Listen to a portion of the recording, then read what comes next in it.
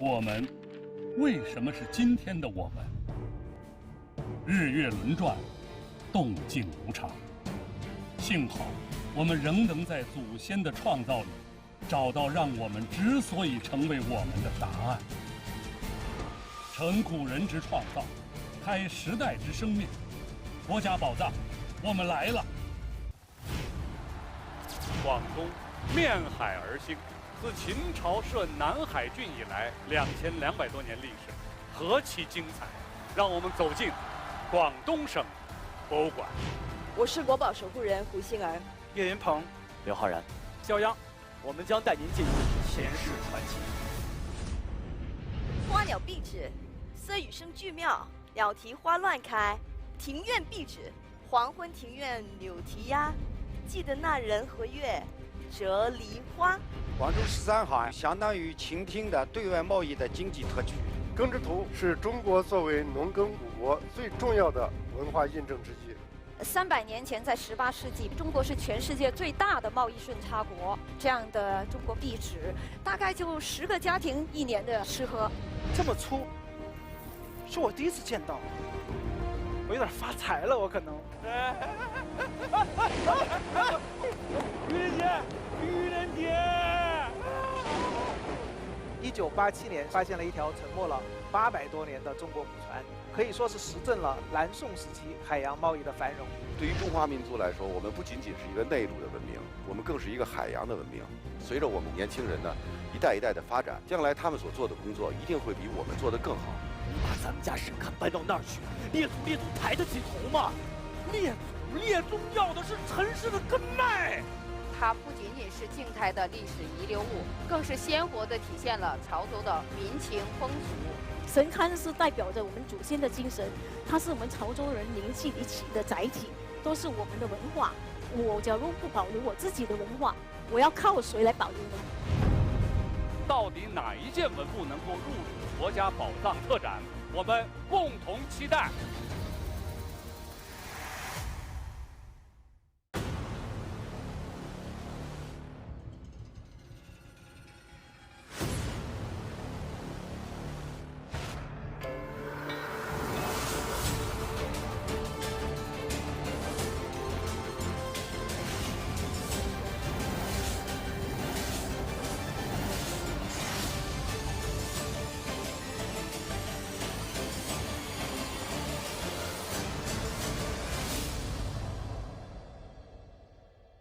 国家宝藏奖品由中国绵柔型白酒开创者梦之蓝倾情提供。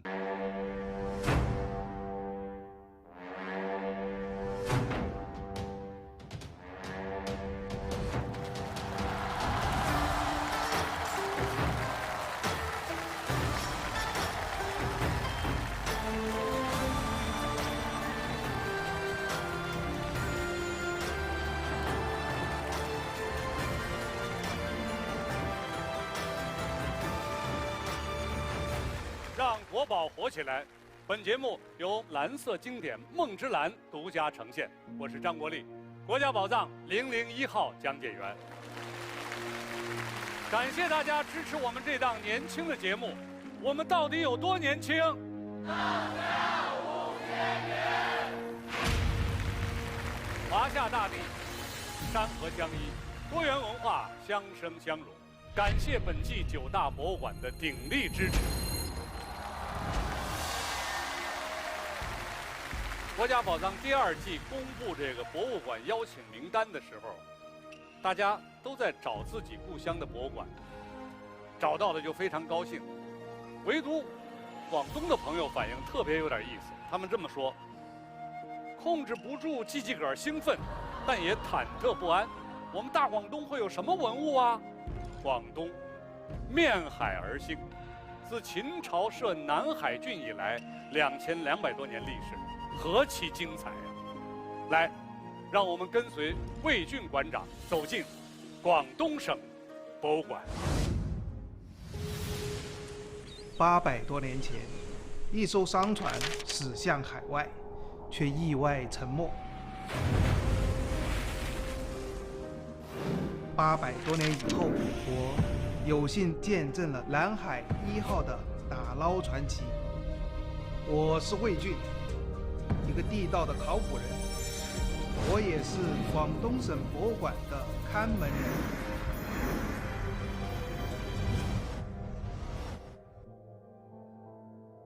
这里的每一件文物都是求索不止的代言。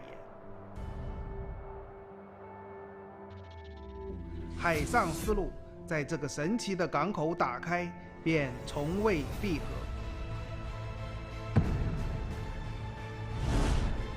这是八仙福寿题盒，它的盒壁厚度不足1毫米，薄如蛋壳。这件德化白釉瓷器在欧洲俗称中国白。究竟是创新成就了千年的口岸，还是古港成就了不变的创新？考古是盯着过去的事，未来我相信博物馆将变得更加有趣。我是考古人，也是广东省博物馆的看门人。我在中国大陆最南端的广东，等待您探索历史的热忱之心。接下来，我们看看广东省博物馆的魏俊馆长推选的第一件国宝是什么，而它的守护人又是谁？我们一起揭晓。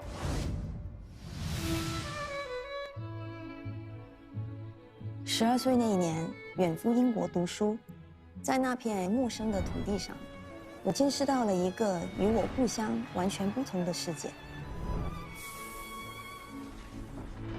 即使多年后我回到了祖国，还会常常想起那段辛苦却又难忘的时光。据说我要守护的这件国宝，与我有着相似的命运轨迹。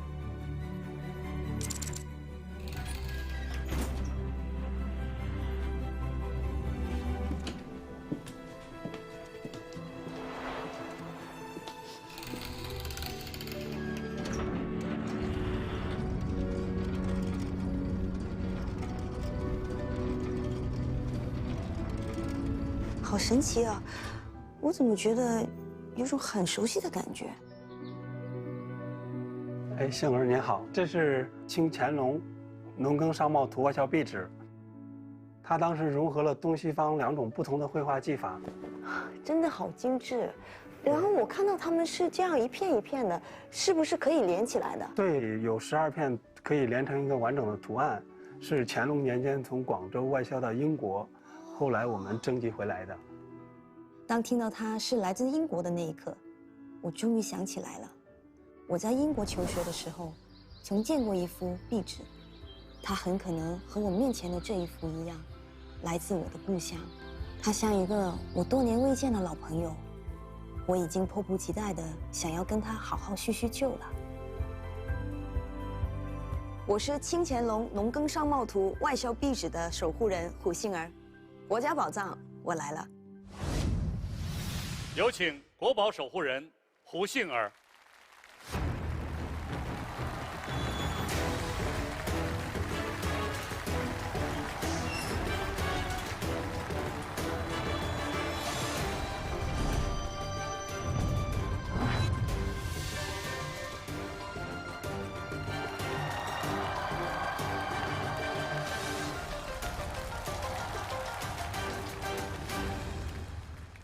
大家好，我是国宝守护人胡杏儿。我守护的国宝是清乾隆农耕商贸图外销壁纸。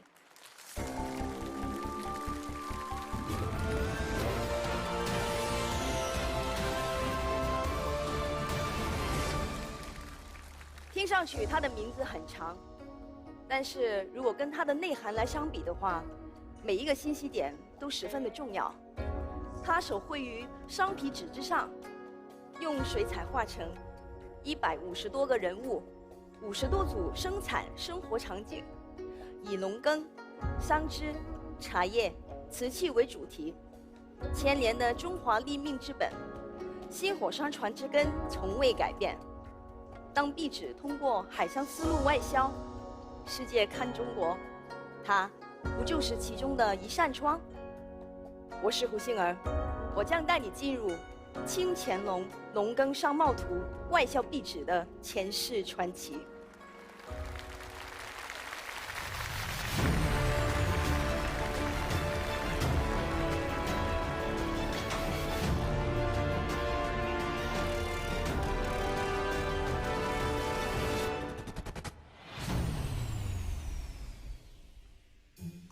壁纸的前世传奇，发生在清乾隆年间。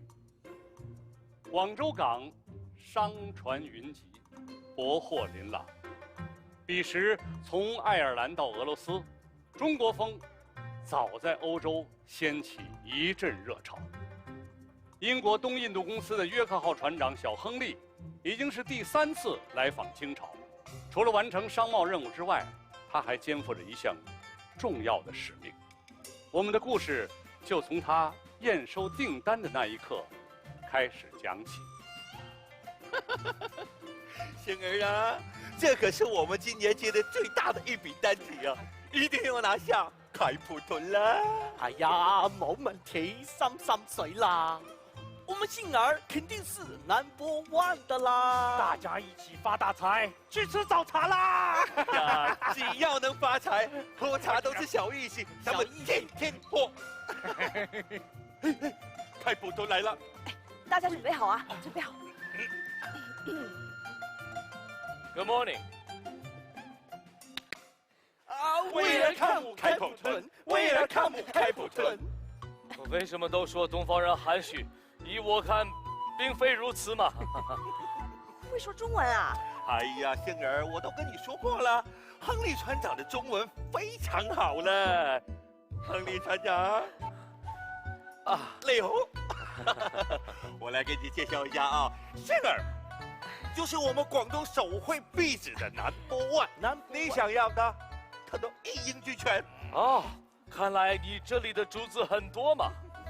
竹子？哎呀，胸有成竹啊，胸有成竹了。Yes。那是自然，以下都是本人开发的产品，很快就要投入市场了。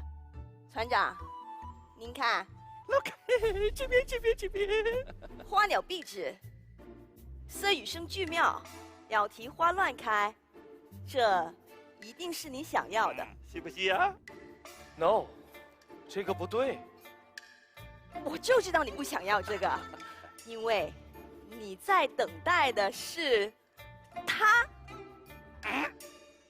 庭院壁纸，黄昏庭院柳啼鸦，记得那人和月，折梨花。怎么样？要多少？要多少了？快下去。 No， 这个也不对，怎么回事啊？不要着急了啊！不要着急。哎呀，星儿啊，我不是跟你说让你多准备一些吗？你看现在怎么办呢？我知道他要什么了。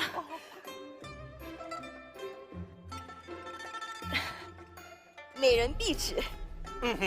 南国有佳人，荣华若桃李。虽然我还没有画好，但是一旦画好，哪怕你是在遥远的红毛国，英吉利，也可以漫步于神秘的帝国美景之中。Yes， 这些都很漂亮，但是对不起，这些都不是我想要的。啊？我之前和你们说过了，我要最具天朝之独运的壁纸。我的船3天就要开了，我没有时间再浪费。如果再做不到的话，不好意思，定金退还。Goodbye， 亨利船长，你听我说，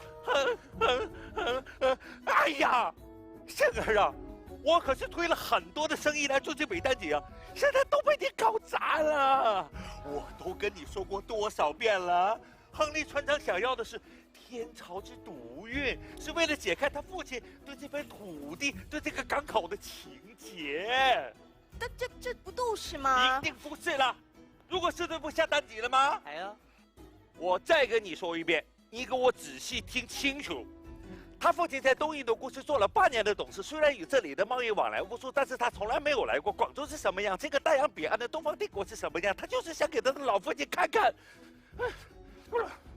你气死我了！我告诉你，这笔单子如果跑了，定金你赔。我的妈你啊！和 No.1 就是个 No.2。哎，你们。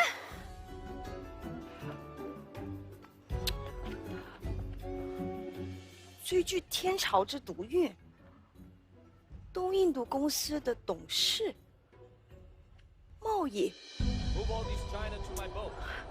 他要的到底是什么呀？哎呀，小冒失，你去干嘛？我得去李伯那儿搬瓷器去。我陪你去。好。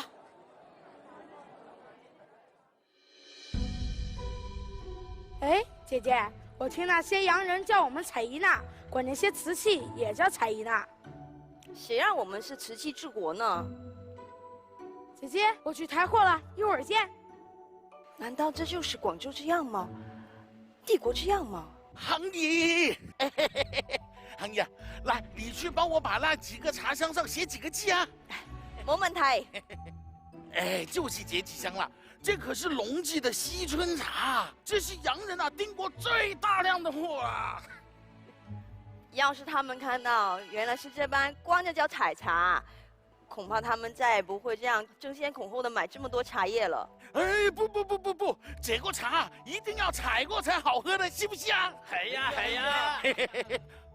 不过当然了，不是我这种有脚气的人采吗？我告诉你啊，这可是老祖宗留下来的绝活来的。这个茶要采过才更干、更紧、更艳，才更好喝啊！不过那些洋人他哪里有见过？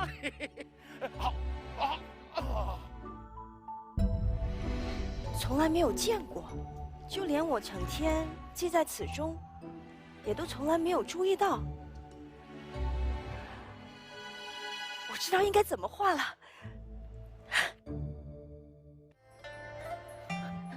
船长，我知道你要的是什么了。年轻人，你可不要说大话。你要的是一个纪念，一扇窗。What？ 东方和西方如此不同，却又如此紧密，是因为贸易，让你中有我，我中有你，这也是尊父8年所为，但他却从未见到。可是我走过这么多的港口，样子都差不多，有什么新鲜的？但港口背后的样貌，才是这片土地最大的不同。我知道你们中国的历史很长，可是你画得出来吗？我只会选4样：农耕桑织、制陶制茶，他们历经1000年都未曾改变。而且，这也不正是你们来到中国的原因吗？但若用你们中国的传统绘画方式，这密密麻麻的还怎么看？你可以把它画于巨幅之上吗？船长，请您看看这本《玉质耕织图》。Oh my God！ 竟然运用了我们西方的几何透视法，这是谁画的？这是100年前宫廷画师焦秉正所绘。他曾跟全肇氏南怀人学过西方绘法，所以我会借鉴其中的场景。那会是什么样子啊？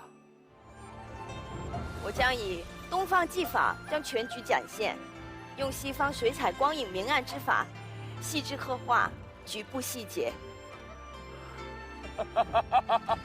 Fantastic！ 我要的就是这个。不好意思，这东方妙境一定能一偿父亲的心愿呐！小桥流水，农家社院，安乐平衡的背后是强大的农耕商贸。向海而生，商为广州之独道，农为立命之根本。看来貌似平常，其中却孕育非常。此为币纸之魂，此便为中华之独韵。这些农耕商贸图币纸，跟随商船漂洋过海，最终挂在英格兰约克郡夏活庄园的中国坊间。2个多世纪之后，其中的12幅重回老家中国广东，成为中英文化交流的重要历史见证。这组18世纪的手绘中国出口币纸，最早是由英国的拉塞尔斯家族购买，用来装饰自己的庄园，叫 Howard House 里面的中国房间的墙壁。当时购买回去的20多卷中国币纸，除了我们广东省博物馆回购的这12幅之外，剩下的目前仍悬挂在庄园的东卧室里，并且在每年夏季的时候都向公众开放参观。广州13行呀，就相当于清廷的对外贸易的经济特区。除了他们，外商不得与其他中国的商人发生任何的买卖的关系。13行的洋行的数目啊，也不是固定的13家，最多的时候达到了26家。前世传奇中启发幸儿的玉制耕织图，是中国作为农耕古国最重要的文化印证之一。古代帝王春天勤耕，称为吉田礼，延续2、3千年。在1820年的时候呢，英国有一位叫做何德福德的夫人，要在房间里装饰一套中国花鸟壁纸。为了在壁纸中增加一些鸟类，他就在画报上剪了25只真鸟的照片，贴在了壁纸的花束上。直到100多年以后的1968年，才被人们辨认出来。由此可见，中国花鸟壁纸的写实技巧的实力。欢迎幸儿，国立老师，您好。您好，您好，您好。刚才你演的故事大家都看到了，很有趣。可是有个细节，我还真得问问你，就是光脚采茶的情节，你能负责吗？国立老师，您放心，我们这个前世的故事真的是基于史实去重现的。我有图为证的啊。哦，有图有真相。这壁纸中间就是采茶图、亭子啊、布景啊，也是跟这个壁纸上面的一样的。幸儿真是用心了啊！听你这么一说呀，再看看这壁纸，画的真是太细致了，真是了不起。我们了解这套壁纸是从美国买回来的，那你说这个期间应该经历了不少的波折吧？因为我知道这套壁纸呢是在1988年的时候就被一个庄园的园主呢卖给了一位收藏家。那10几年之后呢，因为2个人的努力，才让他重归这个故土，让我们更多的人可以欣赏它的美。这件文物的今生故事呢，就由他们2位而起。2011年初的时候，我去纽约逛进了一家古董店，然后我就看见了这么4、5瓶的像屏风一样陈列的手绘的中国外销壁纸。他们给了我一个文字的介绍，发现原来它是一整个房间、一整套的这个外销壁纸，题材这么好的，而且这么完整，我们很少机会在市面上见到。我第一时间就想到了广东省博物馆。我们当时接到了这套外销壁纸的消息，看到了它的资料，非常的激动，有点难以置信的感觉。广州是海上丝绸之路的发祥地，那么我们怎么通过文物去讲述这段历史？所以我们从06年开始，就不断的从海内外征集回购这些见证着广州港口贸易的外销艺术品，想尽一切办法能够把这套壁纸征集回来。这是我们最大的心愿。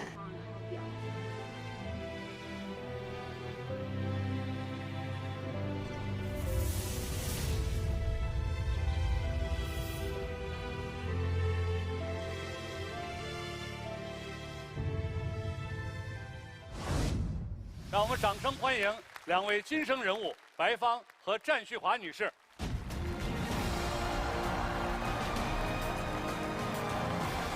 欢迎2位。你好，郭丽老师。欢迎战老师。欢迎来到国家宝藏现场。其实经过你们的努力，这是又一件国宝自海外回家了，值得庆贺呀。白芳女士，你能不能给我们讲解一下这套壁纸的珍贵价值？这样呢，我们以后到广东博物馆，我们去欣赏这套壁纸的时候，不可能就只说哇好看呐，是吧？你们广东人会说哇好亮啊。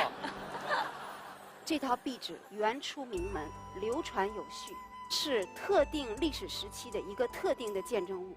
到现在为止，都是中国文博界收藏的唯一一套最大、最完整的清代的外销壁纸。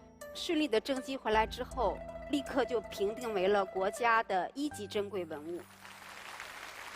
其实我当时第一眼看到这个壁纸的时候，我一下子就被它的画里面的内容吸引着。这样的题材的壁纸是不是很特殊的呢？的确是。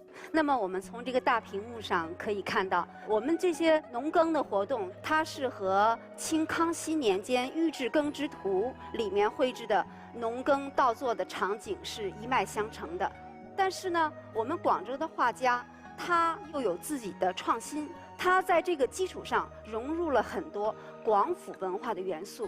比如说我们看这点儿有霍尔岩的建筑，还有广府人吃荔枝的场景，还有广府人教导小孩子要尊师重道的场景啊，还有很多的生活情趣在里面。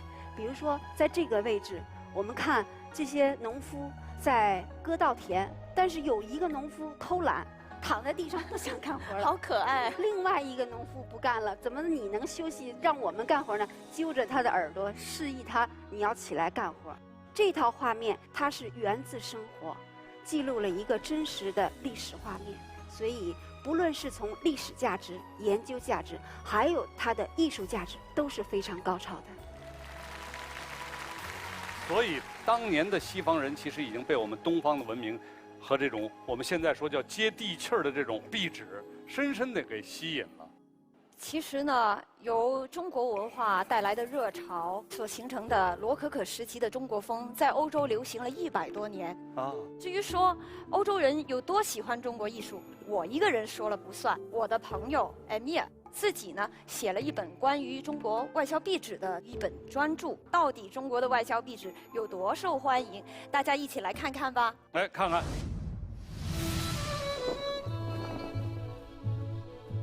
In the late 17th century, you start seeing references to Chinese prints and paintings being used as wall decoration in British houses.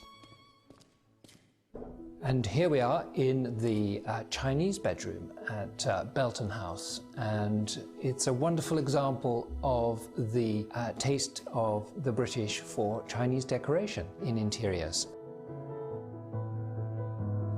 As you can see, it's called that mainly because of wonderful Chinese wallpaper, which we can see all around us.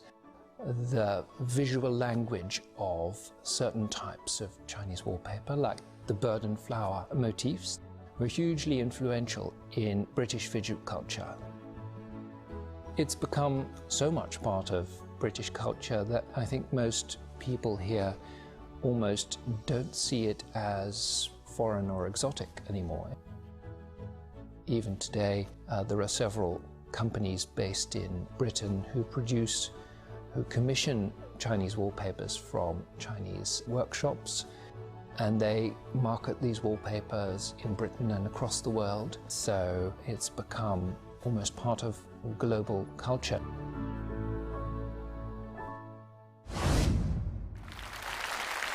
刚才那位学者呢，就说我们的壁纸已经成为了英国文化的一部分，那种文化输出的影响力真的是震撼到我。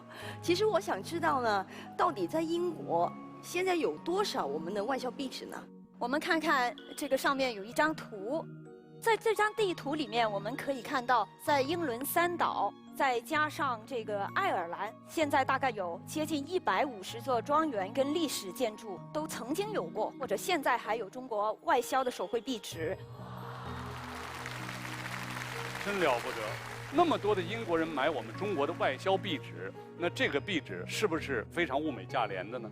物美那是肯定的，可是就真的不是价廉，它其实是高级定制的奢侈品。当时一个房间的这些壁纸，如果购买的话，要花大概60英镑左右的价钱。哇！加上这个工人的安装费，大概要100英镑。300年前，在18世纪吧，一个英国的普通家庭1年吃吃喝喝，那个钱大概就是15英镑。这样的中国壁纸，大概就10个家庭1年的吃喝。哇，好厉害，好厉害！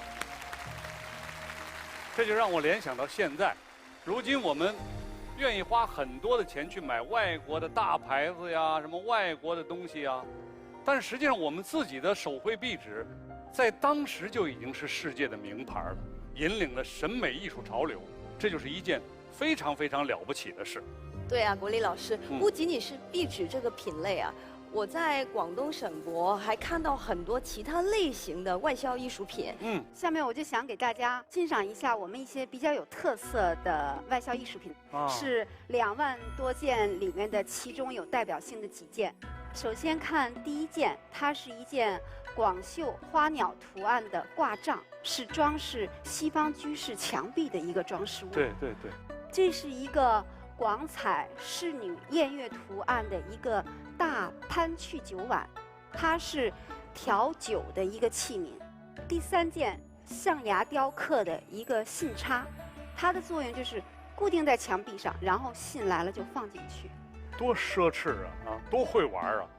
接下来这件呢是银锤胎錾刻的刀马人物纹的直壶，它的器型很欧式，它的图案却是我们传统的刀马的戏曲人物。所有的这些外销艺术品，它有一个特点，要么就是欧式的造型，中国的纹样；要么呢就是中国的造型，欧洲的纹样。兼收并蓄，中西文化。太对了。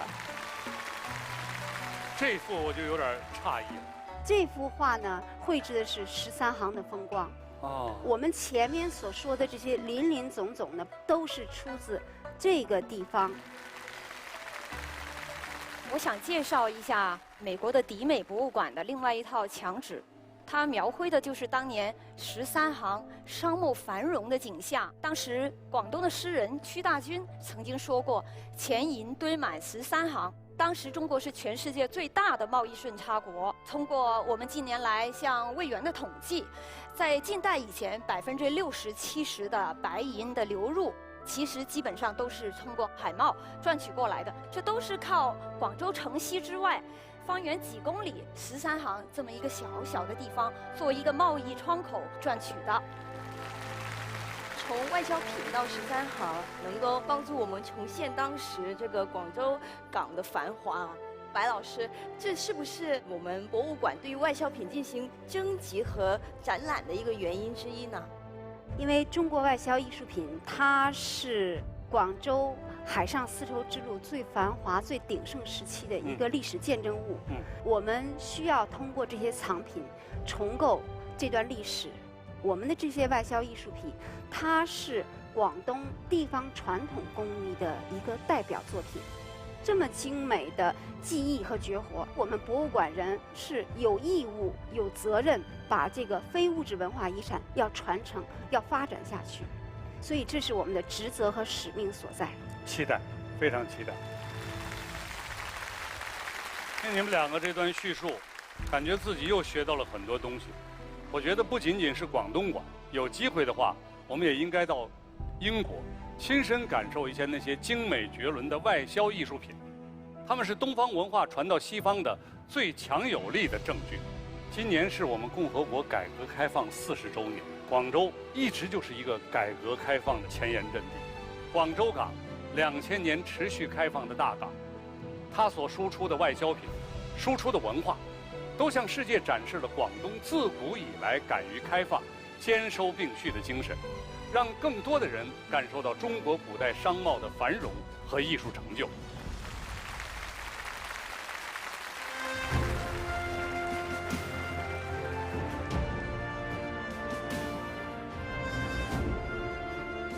我是胡杏儿，我是赞旭华，我是白芳，我们志愿守护清乾隆农耕商贸图外销壁纸，守护历史，守护海帆流彩。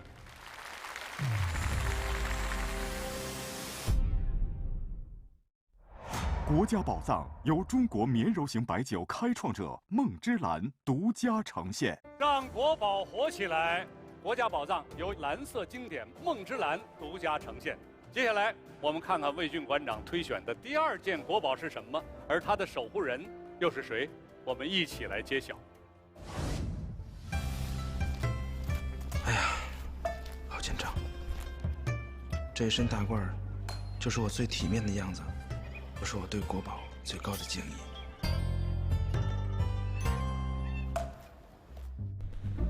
天哪！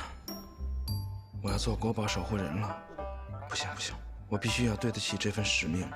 我好喜欢这个美爆了！哇！我要守护的国宝在哪儿？金像室，就这儿呢。小月月你好，你好，我是王城博物馆的馆长。你好，这是我要守护的这个国宝吗？对，它被香港的海事博物馆借去了。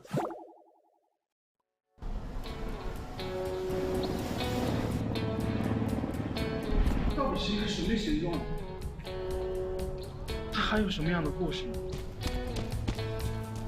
这个文物就是宋金相师了，它承载了一个沉船的历史，沉船里面有7到8万件宝贝。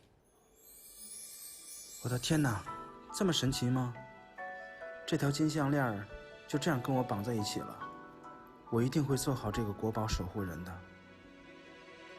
我是国宝宋金像室的守护人岳云鹏，国家宝藏，我来了。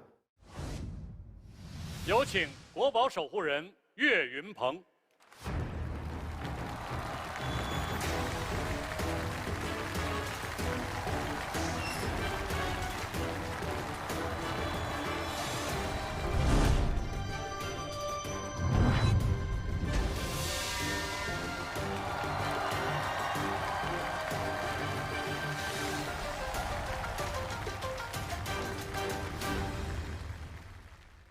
大家好，我是国宝守护人岳云鹏，我守护的国宝是宋金像室。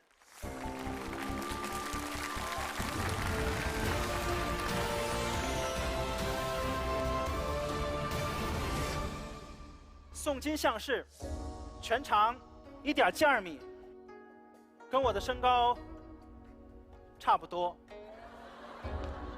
它是由4股8条纯金金线编织而成，人字形的纹路，状若麻花，葡萄纹饰长条带钩为首，4个环状搭扣成尾。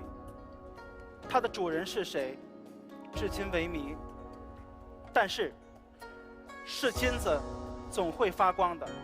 它沉没海底800年，第一个被打捞出水，便揭开背后巨大传奇。南海1号，我是岳云鹏，我将带你走进宋金像室的前世传奇。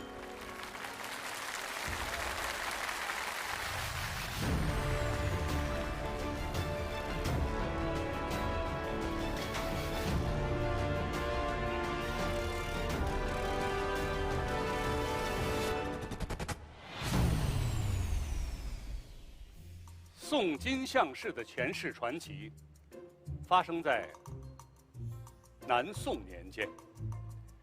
一艘满载货物的商船借由北风之便扬帆出行，船上众人千面，而这其中有一个于秀才，科举考试屡试不中，他媳妇儿早挺不住了，发飙断了他下次进京赶考的盘缠。被逼无奈的秀才在大舅子的怂恿下，决意不蒸馒头争口气，出海贸易自挣路费。我们的故事便从2位出海开始讲起。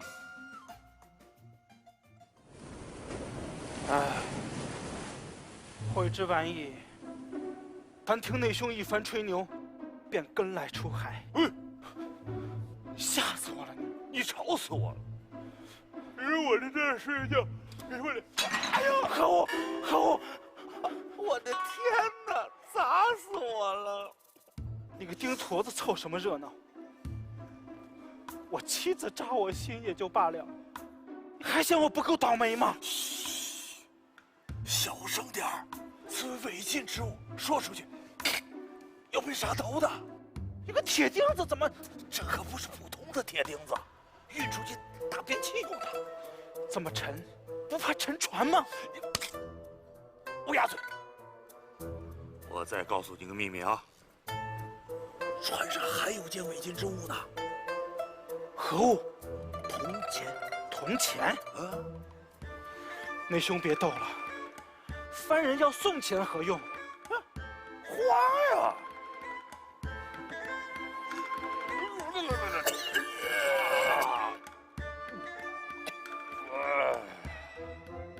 海外东南各国无一不谈好送钱的，实为镇国之宝呢。镇国之宝啊！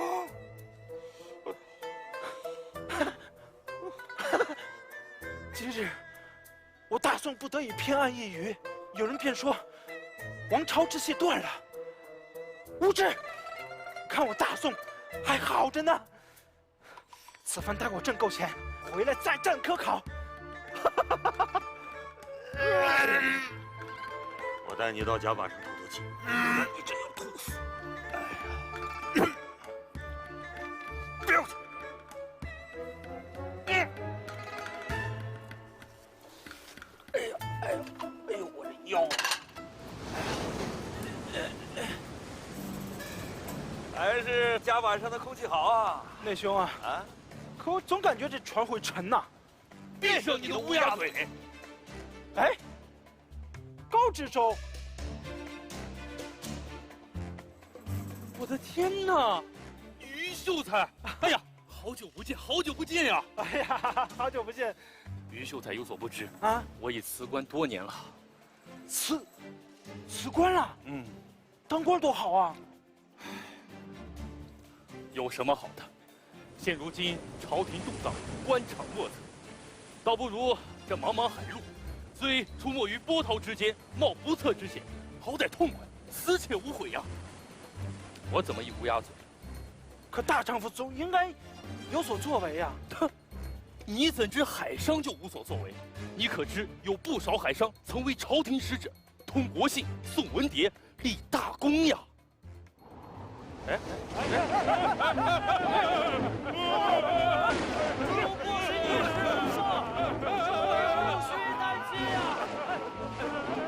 我的瓷器，我的瓷器！哎呀！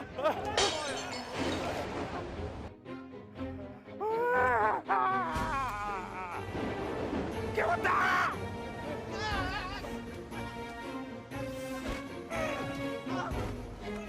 黑山腰，内兄，内兄，这是黑山腰，我在书上看过，唇红齿白，色黑如墨，发旋如黄。黑山腰，什么黑山腰？这是船上养的昆仑奴，水性极佳。完了，这回他死定了。昆仑奴啊！打！别动手，别动手，别动手，有话好好说。好好的打！来，吃个橘子，消气儿。有话好好说。你糊弄谁呢？这么苦的东西，你吃一个给我消个火看看。哎，你们的橘子才苦呢，我们的橘子甜如蜜糖，很甜的，不信你尝尝。苦的，甜就你们的产苦橘子。我的天哪，太好吃了！这真的是橘子吗？真的是橘子。哦，竟然有甜的橘子呀！哎呦，太好吃了！那你能再给我几个吗？我给钱，给你钱。我不想要钱。你能把它放了吗？哦哟，走，不要再让我看见你了。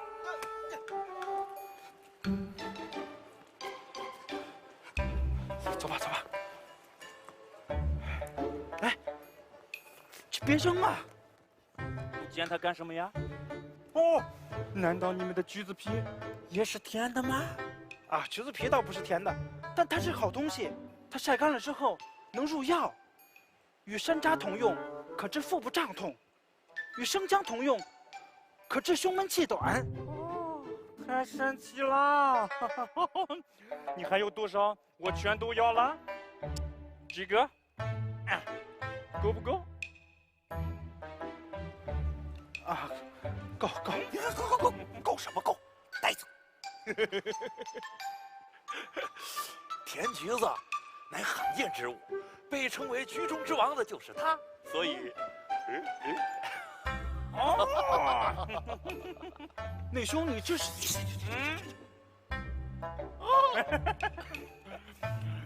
还有你刚刚说的药方，可否给我一份？独家秘方怎能轻易外传呢？这叫保护知识产权，所以可书上皆有啊，皆有，尽量子，你怎么好意思用人家是铁链子呢？这就不好了吧？这个东西啊，给你。啊，成交。我去拿笔墨。稍等。上你的。我帮你发财了吧？是不是应该啊？内兄，哎，君子爱财，取之有道。袋子，你要不要都给我？我是个读书人，怎可以做出这样的事情？给你。太好了，这个金链子我留着吧。好吧，好吧。这么粗，是我第一次见到。哎，内兄，你说这一节可以做我的盘缠吗？够。那你说这一节可以给我的妻子买一件衣裳吗？够。我是不是有点我有点发财了？我可能。快抓紧！愚人节！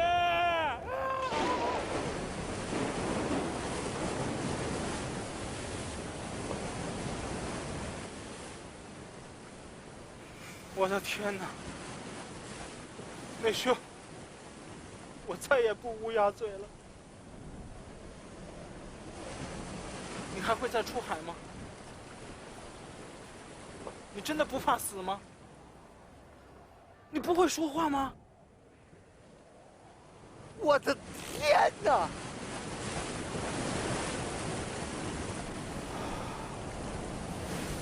虽出没波涛之间，冒不测之险，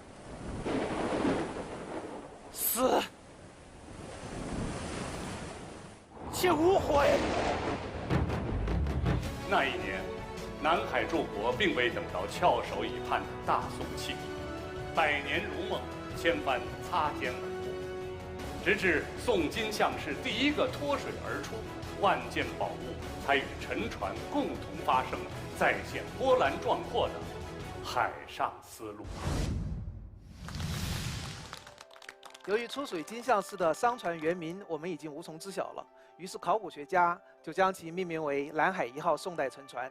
1987年，广州旧捞局和英国的商业打捞公司合作寻找东印度公司的沉船时，意外发现了一条沉没了800多年的中国古船。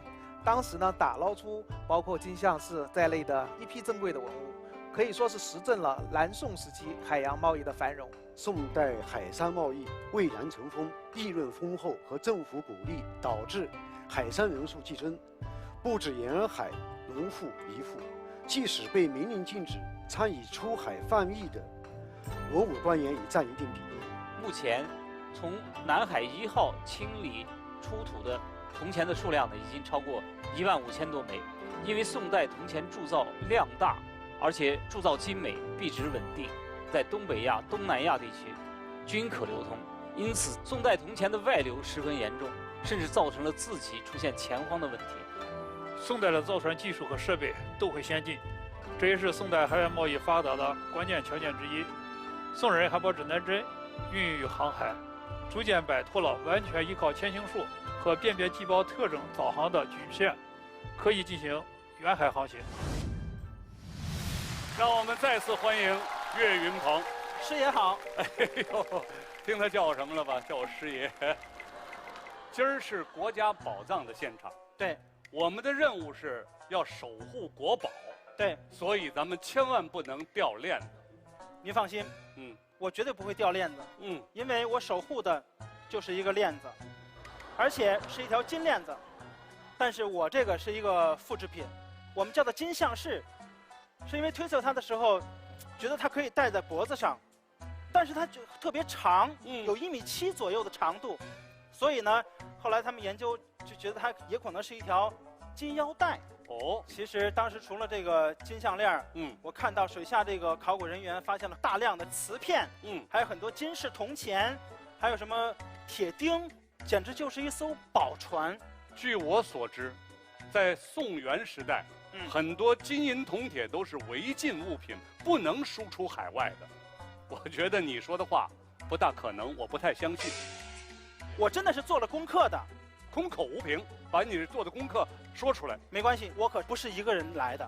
哦，我请了一位顶级专家，他可是亲身经历了南海1号的打捞。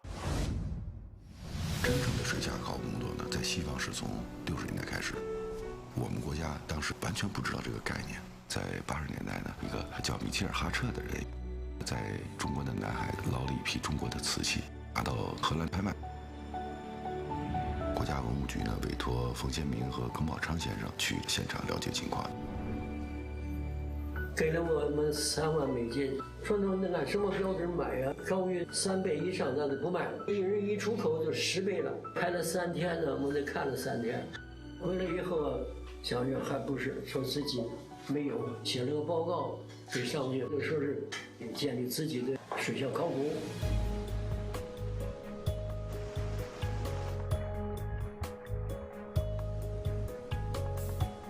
水下考古已经有30多年了，经历了几代人的一个发展，从早期起步阶段到逐渐壮大，在国际上有了一定的地位和影响力，也算是成绩斐然吧。在水下的文化遗存的数量，其实远远超过我们的想象。不仅仅是挖沉船，我们更主要的一个工作是保护，能够更好的保护，留给后人，这样呢能够传至久远。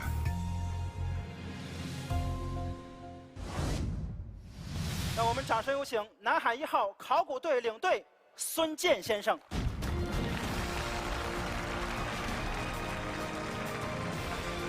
先生好，张老师好，您好，张老师好。刚才我跟国立老师说了，已经这个船上除了这个金项链啊，很多饰品，还有很多这个违禁品。对。国立老师不太相信我说的。我不能相信，因为那个朝代嘛。这条船上有大量的铁，到现在为止，我们已经发掘了有100多吨了，差不多120吨。按照现在来说，这算是走私了吧？这就涉及到这条船的性质怎么判断。如果这条船上的人是有政府背景的，我们不能说的走私。如果是正常的民间贸易，这肯定是走私行为了。除了违禁品之外，那这船上还有什么东西，孙老师？最大量的就是瓷器了，有大量的这种东南窑口的瓷器，就是来自于景德镇、福建、浙江这样的窑口的瓷器。而且这条船上不光是说有大量的瓷器，还有更多可能小月也喜欢的。想不想看？你看，我的天哪，美不美？这都是金子吗？对，我们测过了，基本上是95%到98%的一个含量。太好看了，因为我觉得这些都符合我的气质。哎呀，那你当时应该跟导演组说，把这都做一个复制品，全给你挂上，多好。全挂上，全挂上。其实我在海上丝绸之路博物馆见过这艘沉船的原貌，我私底下也做过一些个功课。我看人家在外国打捞啊，都是在水底先把这个船分割开，然后捞上来之后再拼起来复原。我就很好奇，为什么我们打捞南海1号的时候，却要用这种整体打捞这么高难度的方法呢？而且这个船很大，多大？40多米，对吧？一半。就是残长现在是22.15米。啊，对，不好意思啊。你说那个箱子是40米，对不对？对，这你说对了。这么做呢，是因为当时我们出于很多考虑，因为这条船我们知道它是一条满载货物的沉船。满载货物。而且像这种沉船呢，不光是货物，它会有大量的人在上面生活，会有大量的携行品，所以我们希望能够整体的把它拿上来，尽可能的去复原。我们考古学家怎么做到的？大家一定想知道吧？想不想知道？有请道具师。整体打捞呢，这个也是在国际上没有先例的。简单的说，我们就做了一个盒子，把它捞起来。做了一个盒子，绑快递呢，老师？它不是一个快递啊。对，做好盒子，我们把盒子套下去，然后连盒子带它一起搬上来。套那怎么套呢？对呀，我不明白了。这个就是沉箱嘛。小月说40多米就是这个。对，它的长是有40米长。我还有一个疑问，你这往上一放，你怎么能让这个沉箱可以到船的底部呢？对，这个张老师您问的特别好，因为你要把它压到这个箱子里边来嘛。对啊，对。这个小月力量比较大，分量大，你可以试试能压不压下来。试试啊。对，往下压。哦，厉害啊！我不捞了，我不要了。都这样了，你不要了？不要了，这还不行啊！你这还是下不去啊！下不去啊！这个下不去啊！确实是压不下去。这个碰到的第一个困难就是压不下去。这个后来我们在这个沉箱上呢，也设计了配重，就是利用它自身的重力往下压。哦。就是说类似像这样，就是水泥块。哦，这是水泥块。对，总共用了4000多吨的水泥块。水泥块进去之后，我们终于把它给沉下去了。箱子沉下去了。对。现在也不能动，一动它还是漏的。对，当时有一个很巧妙的一个构思，就是说我们把这个沉箱，实际是分成了2个部分，一共我们有做了36个钢梁，我们会在底下呢穿这个钢梁，把它做成2个箱子。太聪明了！这个箱子是2部分，如果整体起重量特别大。后来我们在水下呢，就是等于是做了一个切割，把这个箱子的底下并没有带上来。最后咱们再来切割一下来。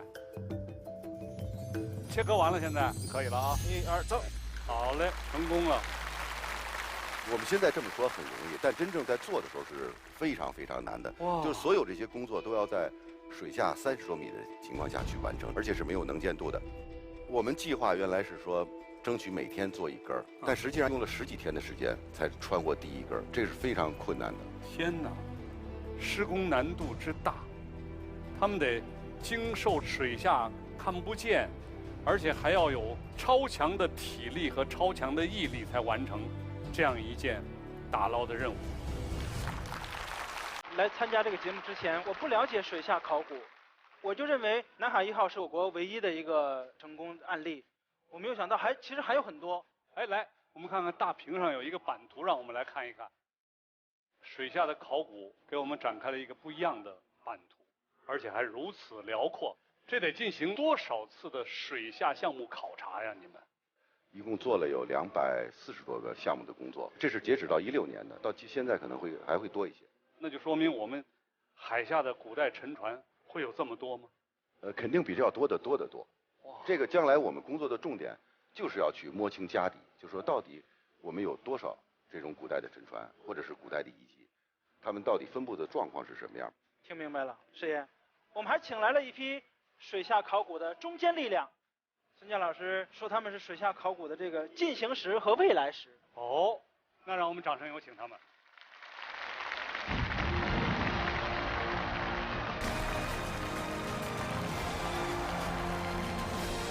欢迎各位给我们大家逐一做一个自我介绍吧。大家好，我叫胡思源，我参加水下考古工作3年了。大家好，我是肖达顺，我从事水下考古工作4年。我叫石俊慧，我已经从事水下考古工作12年了。我跟刚才这2位正在做的工作呢，就是我们今天一直在讲的南海1号的考古发掘工作。我叫杨瑞，我从事水下考古工作6年了，我开展的是海岸线考古。我叫梁国庆，今年是我从事水下考古的第10个年头。我曾经工作过的西沙群岛和南沙群岛，我们在那里发现了中国文明的遗存。正是这些遗存实证了我国最早开发和利用南海的历史和事实。我叫周春水，我从事水下考古工作已经14年了。最近我做完了一个志愿舰跟经验舰的调查，把沉睡在水下124年的甲午沉舰重新展示在世人的面前。其实我们水下考古队员个个都很厉害，他们成为一名水下考古队员之前，要考很多证件才可以。我想问问梁老师，我听说您的证件是最多的，您拿出来给我们看看您的证件呗。听说你们说相声要求4门绝艺，说学逗唱。对，但是我们做水下考古也有我们的拿手绝技。4门？不是，最少有11门。首先，我们先要学考古专业。考古专业。学了考古专业以后，我们再学潜水。潜水我们最少要考11个证书，像水下搜索、水下的救援、水下的导航、夜潜、深潜等等。最重要的是，我们需要再参加一个我们国家文物局举办的培训。经过这个培训，我们才能取得国家文物局颁发给我们的最重要的一个证书，是一个从业资格证书，大家可以看一下。各位看到这一手的这种各种技能的证书，我们想一想，他们要付出多么大的心血和劳动，而且掌握了这些技能之后，他们在进行水下考古工作的时候，是要面临各种各样的危险的。国立老师，您说的非常对。我们国家发现沉船的位置呢，多数都是自然环境比较恶劣的地方，开展水下考古工作，经常面临非常危险的状况。说到这里，有一个数据呢，是值得我们骄傲的。30多年来，我们的水下考古工作从来没有出现过严重的安全事故。那么能够做到这一点，我觉得是非常不容易的。这需要靠我们团队协作精神，也需要我们队员之间长期培养起来的过命的交情。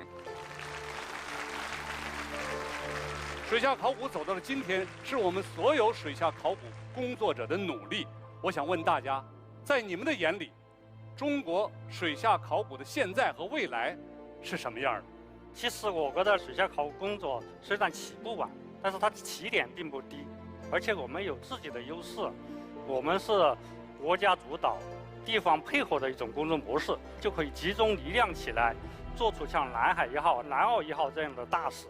我们完全也相信，我们肯定是一个非常美好的未来的。说到对水下考古未来的感想，我这里可能要跑一个题。我们家即将诞生一个小未来，下个月我的第一个小宝宝可能就要诞生，恭喜恭喜恭喜！谢谢谢谢。我们这个水下考古人员啊，一年差不多有大半年都在海上漂着，所以对家人是十分的愧疚。在这里呢，我是想着借这个机会，代表我们国家的水下考古队员，向我们家人表示感谢。没有他们的支持，我相信我们国家的水下考古不会走到今天。我更相信，有了他们的支持，我们国家的水下考古将会有一个更加辉煌而光明的未来。在我们国家，大家可能都知道有960万平方公里的国土面积。除此之外，我们还有更重要的470万平方公里的海洋国土面积。对于中华民族来说，我们不仅仅是一个内陆的文明，我们更是一个海洋的文明。千百年来，中华民族的祖先一直都面对海洋，利用海洋。对于我们来说呢，这些都是要值得我们将来去探索和解密的事情。有一句老话叫“长江后浪推前浪”，随着新鲜血液的增长，将来他们所做的工作一定会比我们做得更好。5000年悠长的历史岁月，在我们国家辽阔的海域中，不知沉寂了多少宝藏等我们去探寻。我想，掩埋于深海之中的，有我们民族曾经的繁华似锦，也有我们民族曾经的悲壮叹息。它们都是历史的真相，需要我们铭记。宋金项式的发现，让南海1号得以重见天日，我国的水下考古工作也因此拉开了帷幕。我相信，总有一天，我们能通过水下考古工作者的不懈努力，看到中国曾经的繁荣全貌，看到历史的真相。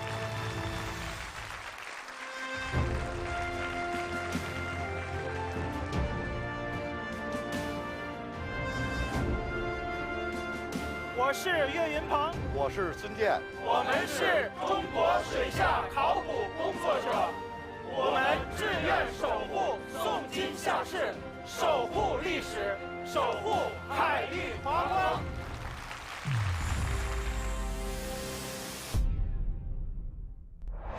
国家宝藏由中国绵柔型白酒开创者孟之兰独家呈现。让国宝活起来！国家宝藏由蓝色经典孟之兰独家呈现。接下来，魏俊馆长推选的第3件国宝是什么？它的守护人又是谁呢？我们一起来揭晓。图像巡回，乾坤戏场。潮州木雕用刻刀讲述故事。玲珑瑰丽，栩栩如生。潮州木雕用匠心雕刻时光。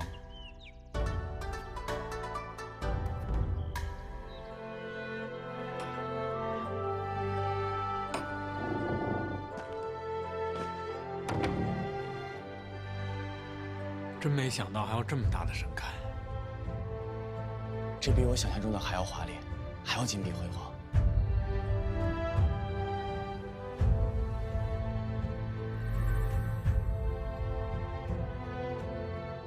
这就是你们要守护的国宝金漆木雕大神龛。潮汕人自古崇尚孝道，对宗祠文化也非常重视，会把它做得更精细、更辉煌。这是对骨肉亲情的一种重视。我想，潮州人对极致的追求，在一笔一刀的雕琢里，是执着的匠人心。我想，潮人们对敬祖的传承，在一物一画的精致里，是延续的民族魂。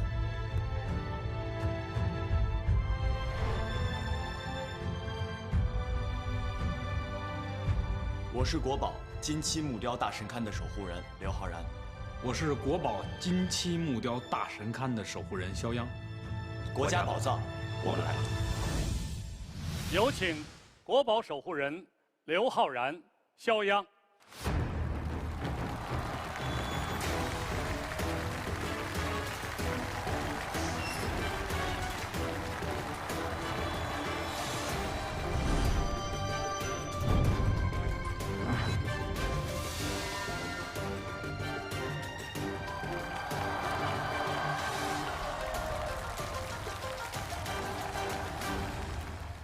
大家好，我是国宝守护人刘浩然。大家好，我是国宝守护人肖央。我们守护的国宝是金漆木雕大神龛。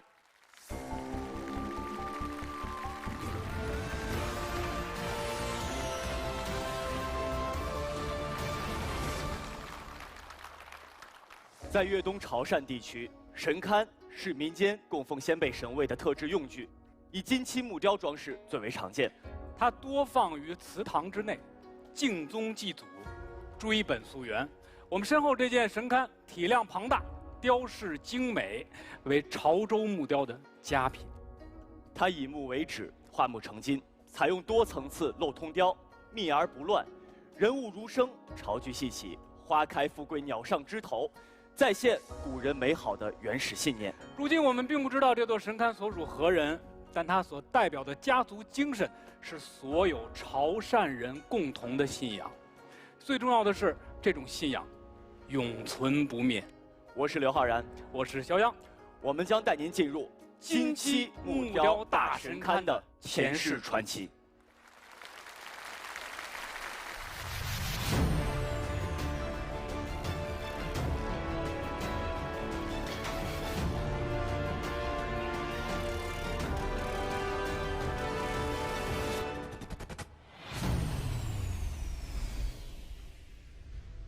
金漆木雕大神龛的前世传奇，发生在1943年，潮汕地区一场天灾人祸急速蔓延。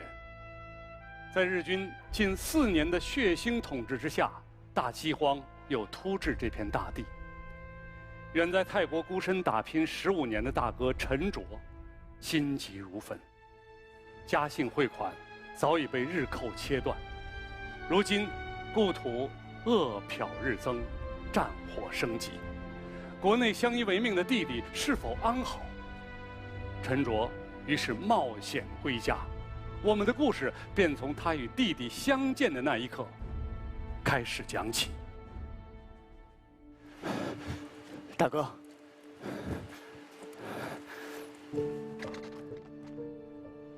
陈帆，神龛怎么这样了？还不是拜日本人所赐，在我们的土地上作威作福。算了，等我到泰国一定找一个好的工匠把它修好。大哥，来，敬拜祖先。陈氏列祖列宗在上，子孙陈卓、陈凡，敬拜。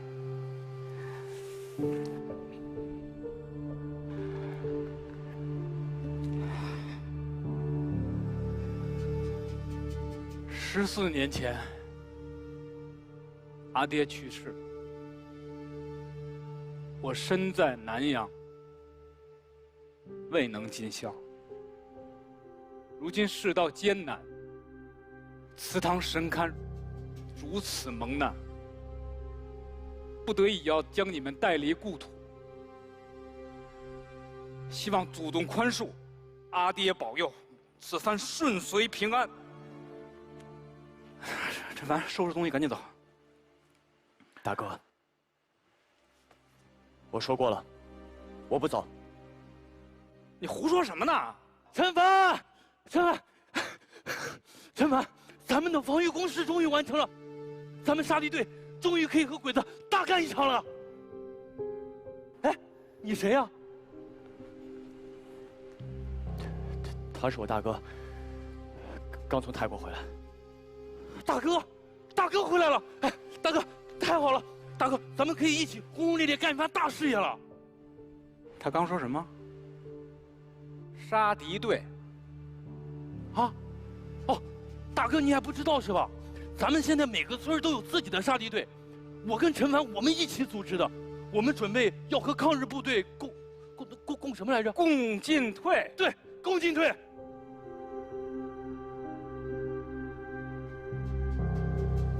陈凡，你给我跪！什么情况？父母去世的时候说什么来着？万事以平安为重，长兄如父，一切听从大哥安排。你给我跪下！你听我安排了吗？我冒险从泰国回来救你，你这样做平安吗？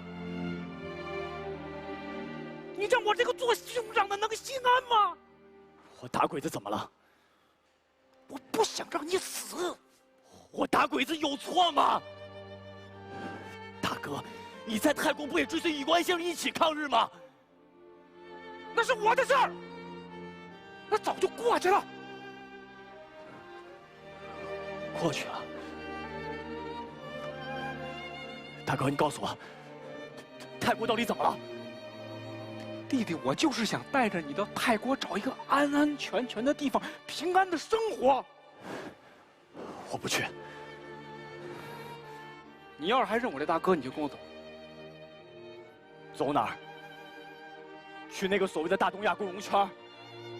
大哥，这个时代安全活着就是当亡国奴。你把咱们家神龛搬到那儿去，列祖列宗抬得起头吗？列祖列宗要的是陈氏的根脉。祖训说了，诚第一，永无惧。大哥，我从小到大一直以你为荣，可今天的你，你不配。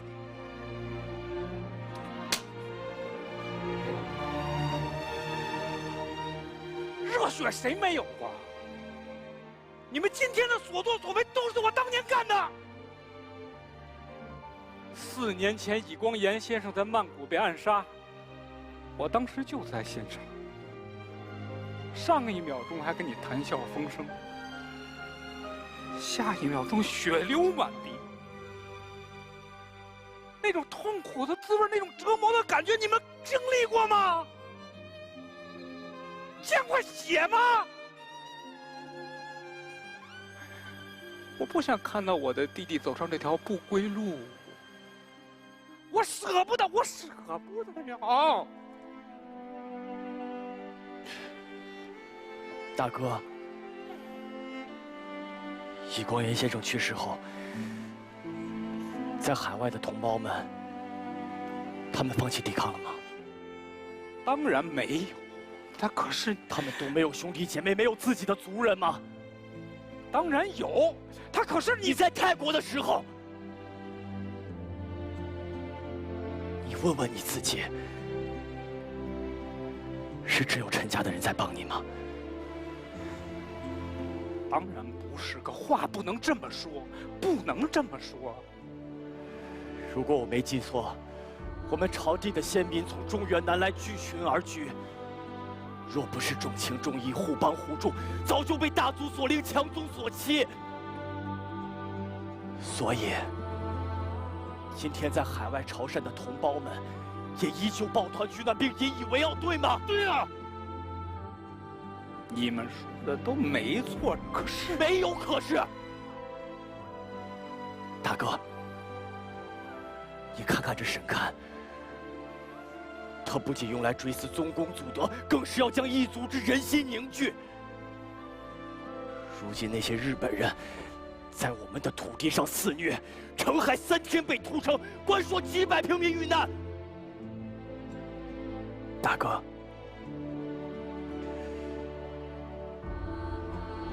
你的心会疼吗？对呀，不疼吗？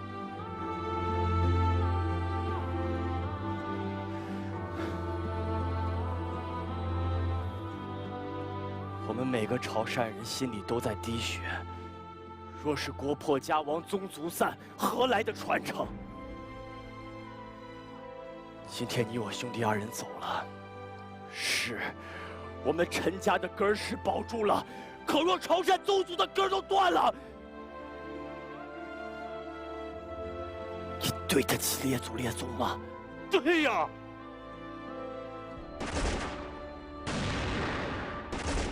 日本人这么快就打过来了。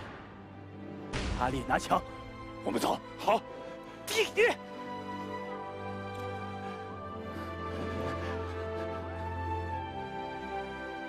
大哥，若人人只为自保，那神龛上所绘的美好向往，不就都成泡影了吗？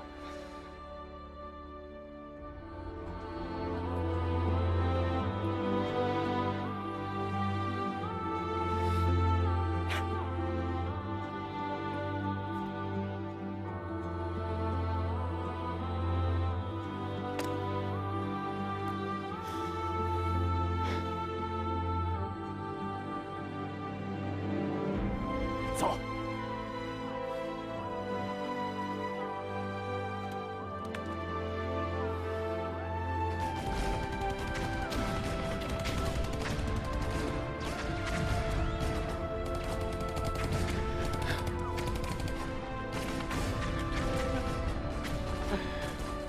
凡我陈氏子孙，凡我陈氏子孙，父死子孝。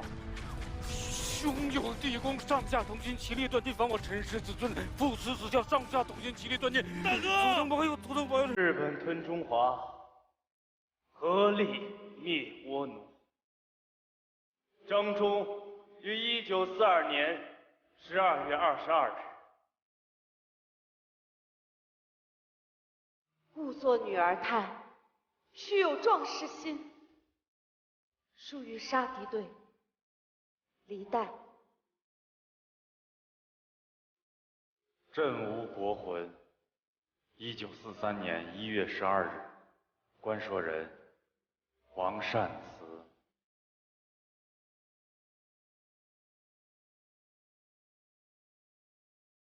一己之力固然微薄，但众志成城，虽鲜血不可避免，可正如尹光炎先生临终所言。我虽死，亦等免忧痛苦，中国必然胜利。是的，中国必然胜利。陈凡，献于陈家祠。中国必然胜利。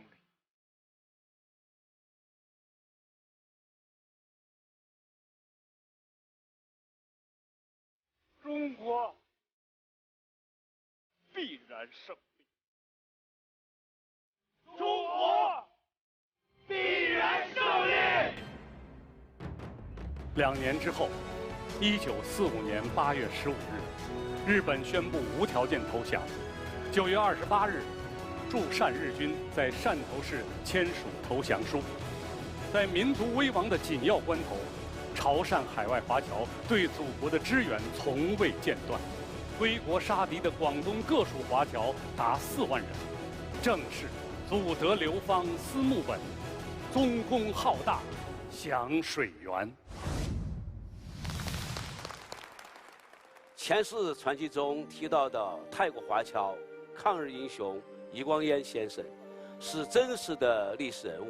抗战爆发以后，当时是泰国中华总商会主席的余光岩早已事业有成，但他不顾安危，倾心倾力地投入到抗日救亡的运动中，而这只是千千万万潮汕华侨投入抗战的一个缩影。根据大神龛龛门上的金漆画的落款推断，这个神龛呢是1935年在一座叫乙骨祠的祠堂内制作完成的。上个世纪50年代的时候，广东省博物馆从民间征集到了这件文物。2009年的时候呢，为了筹备广东省博物馆新馆的潮州木雕艺术展览，策展人员专门聘请潮汕的木雕艺人，用传统工艺重新配置了缺失的部件，最后复原成为现在所见的大神龛。2006年，潮州木雕技艺也被列入第一批国家非物质文化遗产的名录。对于我们现在来说呢，它不仅仅是静态的历史遗留物，更是鲜活地体现了潮州的民情风俗。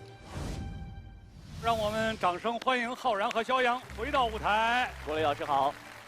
刚才我们都看了你们两个演绎了一段非常感人的故事，一个是兄，一个是弟。但是我们现在从外形上看呢，这个是吧？只能说是金漆木雕大神龛是一件非常具有潮汕特点的文物。但是我知道你们两个都不是广东人。对，我和肖阳哥都是地地道道的北方人嘛。对。但是因为我们两个之前拍摄过一部电影，然后电影的拍摄地是在泰国的曼谷唐人街。去过曼谷的人都知道，其实曼谷的唐人街大部分居住的华侨都是潮汕人。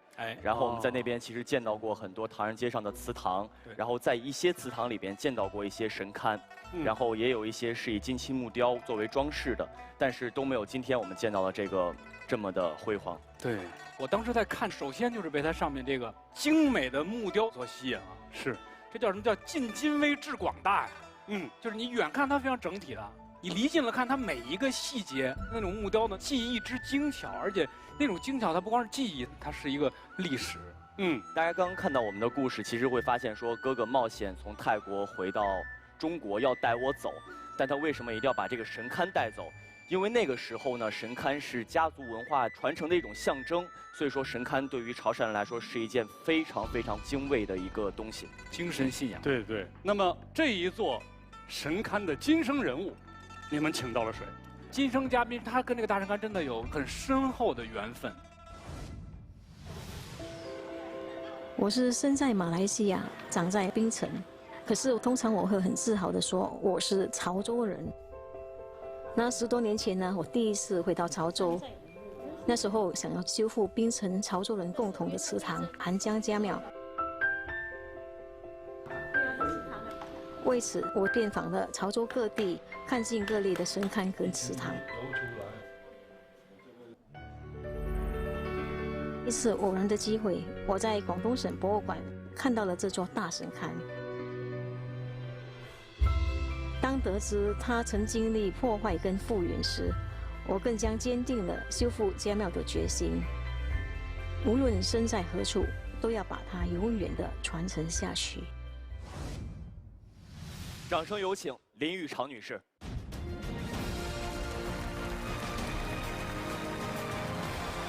林女士好。你好，你好，大家好，大家好，大家好。你好，你好，你好，你好，你好。国雷老师，虽然说林女士呢，大家知道是在马来西亚出生和长大的，但她对于潮汕文化的了解一点都不亚一个土生土长的潮汕人。她修复了一座名叫韩江家庙的潮汕祠堂，成为了当地潮汕人的骄傲。家庙等于家里的祠堂嘛，对，供的都是自个儿家的事儿。您姓林呢，这韩家祠堂跟您有什么关系呢？这个在马来西亚槟城呢，我们的潮州人就是一家人啊。我们都是来自韩江的潮州人。韩江是在广东省，那么沿着潮州9个县所流的一条河，那是我们潮汕人、潮州人的母亲河。后来呢，那潮州人呢就去到马来西亚槟城的时候，那时候的海禁嘛，他们都是单身的，他们怕他们死后没人拜呀，怎么办？结果呢就设立祠堂，立神主牌，所以叫韩江家庙。您这么一说，我明白了，就是说潮汕人把他们的这个家画得更大了一些。对。这就是家庙的照片。对，这就是韩江家庙。哇，好漂亮啊！太漂亮。那上面那个牌匾上就写的韩江家庙。对。哦。我们常常会去那边唱潮州歌，玩潮州音乐，然后泡潮州功夫茶。这个就是我们一个发扬潮州文化的地方。我们在宗祠家庙里面，建筑只是一个载体，那神龛才是这个家庙的灵魂。哦。我们那边有3个大的神龛，那中间最大那个呢，就是比那个广东省博物馆的还要大。这3个神龛里面就有800多个神主牌位。国立老师，您知道吗？这座家庙差一点点就被拆除了啊！多亏林女士才保留了下来。您赶紧讲讲，您来讲讲这个事儿。对，就在2002年的时候，那有一天我就去到韩江家庙那边的职员就跟我讲说，哎，我们的家庙呢就要装修了，然后呢他就给我看一张图，我看了就吓了一跳，因为那张图呢几乎是把整个屋顶拆掉，然后再重建，那我回去就睡不着觉好多天。哎呀！后来我想到一个方法，要不然就写信去给我们的潮州会馆的主席，跟他讲说我们槟城的古籍信托会想要带会员来参观。他说好啊，然后我们去到那边呢就开始做戏，就说哇，你看这个回廊架啊，别人没有的；哇，你看那个子孙梁，别人没有的；哇，你看那金漆木雕、通雕，别人没有的。这个是乔治市社国景村的潮州式建筑。那过了几天，主席就来我家，就说我们韩江家庙修复，你可以来帮忙吗？那时候我是心里想，这就是我所要的，就这样，我就开始了策划了修复。哎呀，所以您在这个旧的家庙的基础上以旧修旧，这其实是要比推翻了重新建难度大得多。对，其实刚开始的时候有点困难，因为我是念化工的。念化工，对于建筑都一点经验都没有，我就一面请教行家，一面买书。我也回来潮州3次。去找看潮州的建筑，去了解潮州文化，就去了广东省博物馆，那就看到这个金漆木雕大神龛，那我就觉得，哎，他们有奇妙的联系，跟我们韩江家庙的建筑的部分很接近。比方说，我们这边是韩江家庙的彩绘，神龛那边有仙鹤，就代表长寿；牡丹花代表富贵，梅花鹿代表长寿跟福禄。然后这边是喜上眉梢，然后这边呢就是我们的潮州戏。刚刚您一直在说大神龛和家庙之间的联系，我觉得他们2个之间会有一个非常重要的一个相似点，就是他们其实都经过复原。其实呢，修复家庙的压力蛮大的。可是后来我来到博物馆，看到那神龛也是这么复原，那我就觉得说，我们应该就发挥一下我们潮州人的一种个性，就是做事一丝不苟。所以呢，我们就以旧修旧的，从中国请了师傅，用潮州的材料，尽量保留旧的构件。我们就在大概18个月的时间就修复完成，得到联合国教科文组织的肯定。修复过后的韩江家庙获得了联合国教科文组织的亚太地区文化遗产保护奖，同时也是世界上首个获得联合国大奖的潮汕祠堂。我觉得我们真的要把掌声送给林女士。听到我们现场观众发自内心给您的掌声了吧？真是了不起。其实呢，家庙就好像我的家。我的父母是在我15、16岁就去世了，然后我是老大，然后还有4个弟弟妹妹，然后要念书不容易。然后后来我要念大学的时候呢，我就去申请了韩江家庙的奖学金，那结果就资助我4年大学毕业。后来我的弟弟也是靠着我们潮州会馆的奖学金念大学，所以我其实就是在韩江庙的庇护之下。才有今天的。所以当那个主席来叫我去修复韩江家庙的时候，他说我们没有钱给你的。我说无所谓，就当做我回馈我们的韩江家庙。其实像林女士这样人还有很多。说到这个事也是蛮感动的，因为当时呢我们在修复韩江家庙的时候，跟咱们自己的潮州社群去募捐。这可以证明这是咱们潮州人自己修复的。然后有一天来到一间中药店，一个老人家走出来，我打量他全身的身价没超过20块马币。他说：“我5个孩子。”我心里想，你是不是说你有5个孩子要养，没有钱可以捐？后来他说：“好，我给5000。”哇，5000还不错。那我说：“那请问你的孩子叫什么名？我要记录。”他就写庄念光，庄什么光，庄什么光，各5000。共2万5，哇！那时候2万5马币对马来西亚是蛮大的。后来我们在修复完韩江家庙祠的时候，我们就问他说：“那当初你为什么会去捐这么多钱？”他说：“这是我们潮州人的祠堂啊，我应该有出一份力啊，出一份钱啊。嘿，其实现在很多人对宗祠没什么概念，一说到他就想到了什么祭祖啊、祭神呢。但是宗祠背后的家族的力量不仅仅是这些。我知道很多海外的潮州人在远离他乡多年后，都会回到潮汕地区认祖归宗。相信您和您的家人也特别想回家乡看一看，是吧？嗯，我爸爸是11岁就回到马来西亚，可是他从11岁去到马来西亚之后是没有机会回到潮州，再没回来。再没回来。然后他有一天在槟城，就在一个书店买了一套中国的旅行，那个是他1个月的薪水。哦。然后呢，就每天翻，然后就会在那边跟我们讲天安门、故宫。然后他是想说能够游进中国的大江南北，可是非常可惜的，他就在41岁就去世了，就从此没有回来过潮州。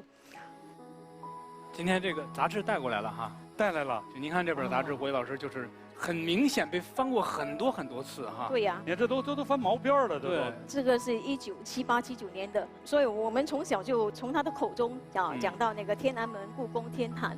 后来长大了，第一次来到北京的时候。当我一踏到北京的土地的时候，我真的很感动到流泪了。后来家里头还有什么亲人见过吗？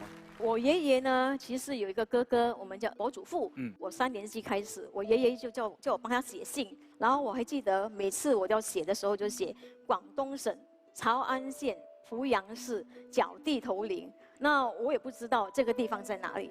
每一次我遇到有人从中国来到槟城的时候，我就问他说：“你们知道角地头陵吗？”我问10个，11个都不懂。后来呢，我想去潮州看一看，我看到一个福阳镇，我在想，福阳镇可能就是福阳市吧。那我就去问那边的人说：“哎，你们这里有没有一个叫做角地头陵的？”他们说有啊，在那边，在那边。后来有一个老人家就把我带到一间大房子。剩下2个老人家，那一个坐在轮椅上。我说：“哦，我是马来西亚来的，我是林秋婷的孙女。”他说：“啊，哦，你是秋婷孙啊，我是你的堂姑。”哇，那时候真的是很感动的，因为那时候我就对自己说：“爷爷、爸爸，我终于回到了你们的家。”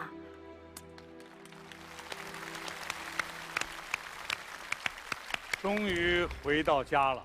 浩然，其实你们最开始说请出林女士的时候，我还在想啊，你说我们今天守护的是一件金漆木雕的大神龛，但是林女士她是修复家庙这件事儿，跟这大神龛有什么关联呢？那听完林女士的故事，我想，我找到了答案。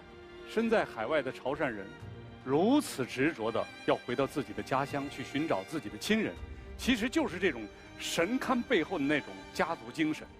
无论身在何处，都要自己知道自己的根在哪里。对。而且我觉得这也就是我们今天介绍的这位国宝金漆木雕大神龛，这件文物在当下最重要的意义，需要用它去唤起一代又一代潮汕人乃至中国人对于家族、对于血脉、对于故土、对于文化的认同感和这种传承意识。所以呢，其实神龛是代表着我们祖先的精神，它是我们潮州人凝聚一起的载体。我常常讲，我假如不保留我自己的文化，我要靠谁来保留呢？我们都是华夏儿女，我们不保留自己的文化，要等谁来替我们保留呢？中国人，无论走到世界哪一个角落，身体里流淌着华夏文化的血液是不会变的。流落四方的部件，我们可以拼接成一个精美绝伦的神龛；四散在海外的潮州游子，也可以凝聚在一起，将属于中国人特有的家风文化传承下去。谢谢我们林玉长的讲述，也谢谢刘昊然、肖央。魏老师，我有一个小小要求。您请讲。好。我觉得这个荣誉并不是属于我一个人的，是应该属于槟城的潮州人，所以我希望能够跟槟城的潮州人一起来宣读我们这个誓言，可以吗？哇！大家的掌声就可以听出来，我们对您这个提法是非常的崇敬。好吧，那就让身在海外的潮州人与我们一起守护这件国宝。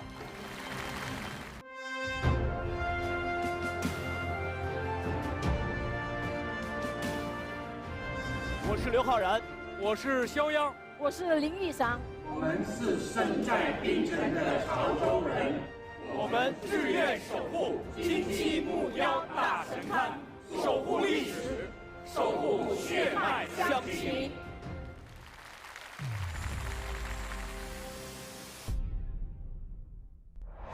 国家宝藏由中国绵柔型白酒开创者孟芝兰独家呈现。广东省博物馆3件国宝前世今生故事已经全部讲完。从今天开始，欢迎大家关注 CCTV 国家宝藏官方微博及本期3件国宝微博参与话题互动。每件国宝的知识点都很多，想要复习知识点的同学们，可以通过央视网、腾讯、优酷、爱奇艺、哔哩哔哩、喜马拉雅再次收看收听节目。我们下一座博物馆再见。